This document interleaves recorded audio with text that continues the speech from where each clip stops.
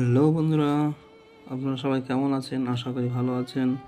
আমি আপনাদের এ to Z Bangla চ্যানেলের পক্ষ থেকে কামাল হোসেন বরাবরের মতো আজকে নিয়ে এসেছি আপনাদের জন্য CZ3 এই ট্যাবলেটটি কেমন কারা ব্যবহার করতে পারবে এবং ব্যবহারের পার্শ্ব প্রতিক্রিয়া এই সম্পর্কে কিছু কথা আপনাদের সঙ্গে শেয়ার করব। CZ3 ট্যাবলেটটি একটি অ্যান্টি হিস্টামাইন নামক ওষুধের অন্তর্ভুক্ত। এই ট্যাবলেটটি আপনি যে কোনো নিকটবর্তী আপনার স্টলে পেয়ে যাবেন, মেডপ্লাস, অ্যাপোলো বা যে কোনো আপনার মেডিসিনের দোকানে এটা পেয়ে যাবেন। এটা ব্যবহারবিধির মূল কারণগুলি হলো বিভিন্ন অ্যালার্জির জন্য ব্যবহার করা হয়, কিছু ত্বকের পার্শ্ব প্রতিক্রিয়ার জন্য ব্যবহার করা হয় এবং কোনো কামড় বা হুলের প্রতিক্রিয়া, চোখ দিয়ে জল পড়া, নাক দিয়ে পানি পড়া, হাঁচি, চুলকানি, হঠাৎ সর্দি লাগা ইত্যাদি কারণে এটি ব্যবহার করা হয়ে থাকে।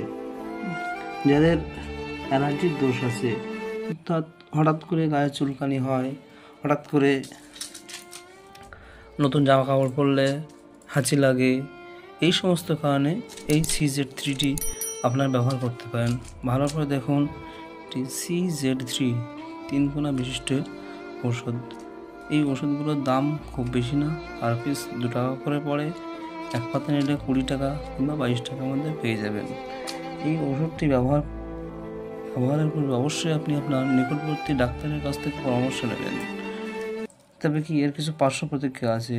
এই ওষুধটি সেবনে আপনার ঘুম ভাব আসতে পারে, মাথা ঘোরা, ক্লান্তি ভাব, গলা ব্যথা, বমি ভাব বা আপনার শুষ্কতা, গলা শুষ্ক ভাব অনুভব হতে পারে।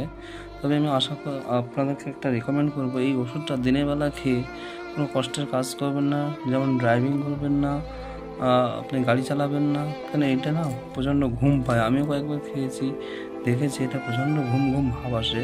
তো আপনাদেরকে অবশ্যই রেকমেন্ড করবো আপনারা এটা রাতে সেবন করবেন। বিশেষ করে এটা অ্যালার্জির জন্যে, মনে রাখবেন অ্যালার্জির জন্য সবথেকে একটা ভালো ওষুধ CZ3।